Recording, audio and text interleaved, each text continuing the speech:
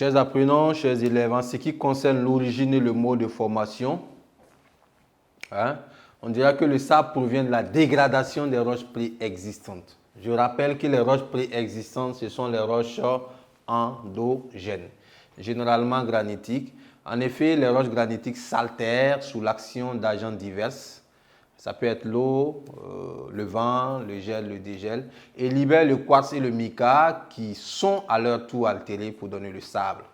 Voilà. Quant à l'argile, l'argile provient de la dégradation des roches préexistantes contenant des feldspaths et des micas.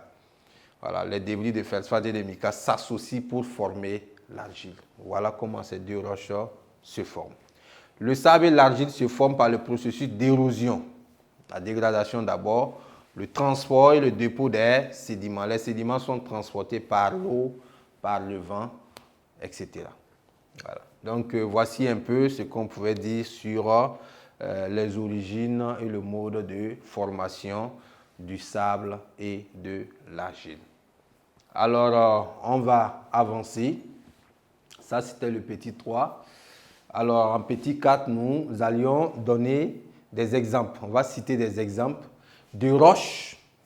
On va les appeler roches argileuses. Ça veut dire roches qui ont la même origine, roches qui possèdent justement les mêmes modes de formation justement que l'argile. Donc, les roches argileuses. Et aussi des exemples de roches siliceuses, des roches qui sont proches du sable, qui ont la même origine et les mêmes modes de formation que le sable. Petit 4, autres roches sédimentaires détritiques.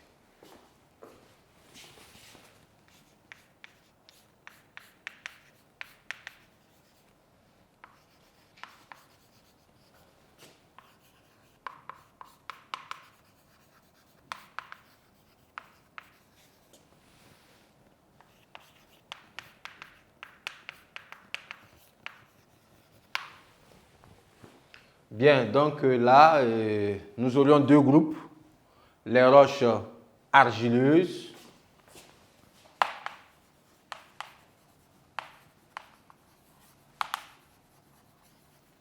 voilà, et les roches siliceuses.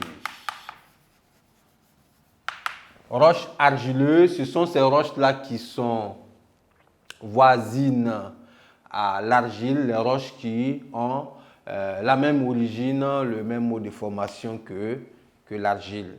Voilà, c'est pareil pour le sable. Roches siliceuses, ce sont les roches qui sont proches justement du sable. On va citer juste quelques exemples. En ce qui concerne les roches argileuses, nous avons les limons, nous avons le kaolin, très répandu, que nous consommons. C'est beaucoup prisé justement par les femmes enceintes. Nous avons les marnes, voilà, l'ouest, marne, l'ouest. Bien.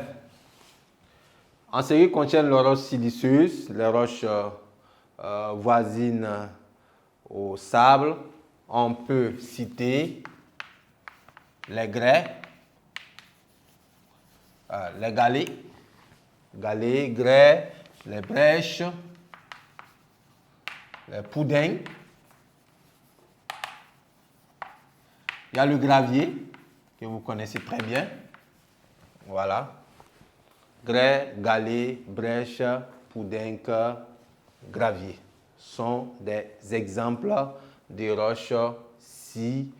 roches voisines justement au sable, les roches siliceuses. Bien, on va continuer avec notre dernier point pour clore justement ce grand 1, les utilités.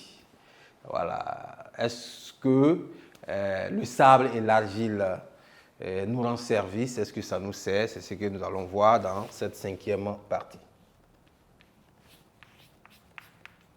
Utilité du sable et de l'argile. Voilà.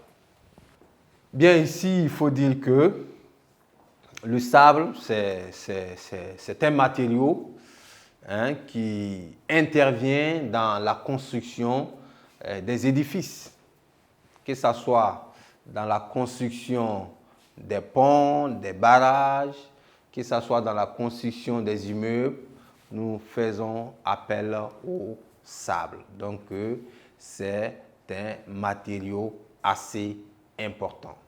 Au-delà de ça, il y a des types de sable qui constituent la matière première dans la fabrication des verres.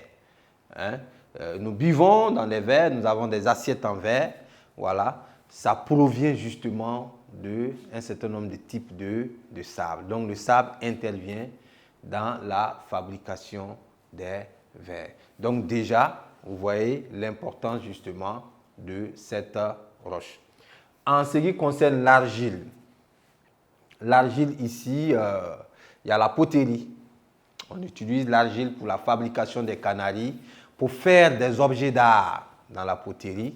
L'argile est également utilisée en campagne pour la construction des maisons, que ce soit les cases, voilà, ou autre chose, on utilise l'argile.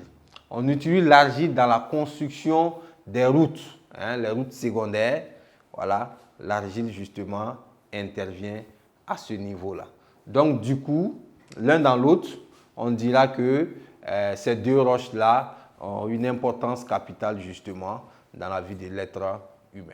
Chers apprenants, chers élèves, en termes d'utilité, le sable ici est utilisé dans diverses constructions, la construction des maisons, la construction des barrages, la construction de certains ouvrages, les ponts, etc.